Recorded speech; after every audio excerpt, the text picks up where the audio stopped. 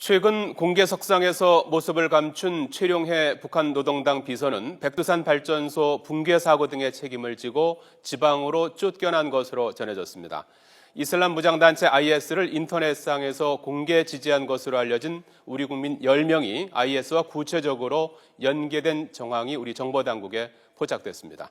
국회 연결합니다. 강정규 기자. 네, 국회에 나와 있습니다. 예, 앞서 전해드린 내용이 오늘 국정원이 국회 정보위에 보고에서 밝힌 내용들이죠? 네, 그렇습니다. 북한 권력 2인자로 꼽혀온 최룡해 노동당 비서가 최근 실각했다는 소식이 전해지면서 궁금증을 자아냈는데요. 국가정보원은 최 비서가 백두산 발전소 부실 공사 등의 책임을 지고 지방으로 쫓겨났다고 밝혔습니다.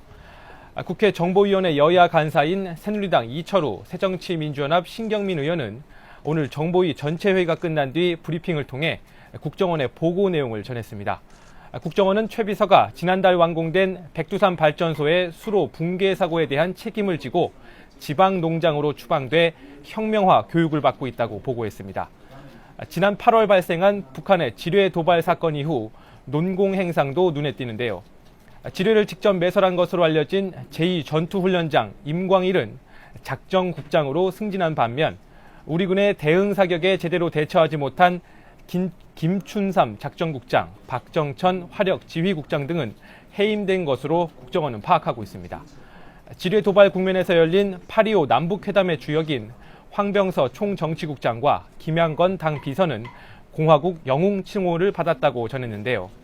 피를 흘리지 않고 대북 확성기를 제거한 공로를 인정받았다는 겁니다. 또 북한에서는 당시 남북 고위급 회담을 8.25 대첩으로 부르며 승리로 기념하고 있다고 국정원은 보고했습니다. 예, 그리고 IS 지지를 선언했다는 우리 국민 10명에 대한 추가 보고도 있었다고요? 네, 그렇습니다. 앞서 국정원은 지난 18일 인터넷에서 이슬람 무장단체 IS를 공개 지지한 우리 국민 10명을 적발했다고 밝혔는데요. 이들이 단순 찬양을 넘어 IS 조직에 가입하려 한 정황이 드러났다고 추가로 밝혔습니다. 이들이 인터넷에서 시리아에 어떻게 입국하는지와 IS 대원을 접촉하는 방법에 대해 구체적인 질문을 남겼다는 겁니다. 하지만 이들의 신원은 아직 파악되지 않았는데요. 국정원은 현행법상 단순히 테러를 추종한 정황만으로는 이들의 IP나 ID를 추적할 방법이 없기 때문이라고 설명했습니다. 이어 테러를 예방하려면 테러 방지법 마련 등 법적 보완이 필요하다고 국회에 요구했습니다. 지금까지 국회에서 YTN 강정규입니다.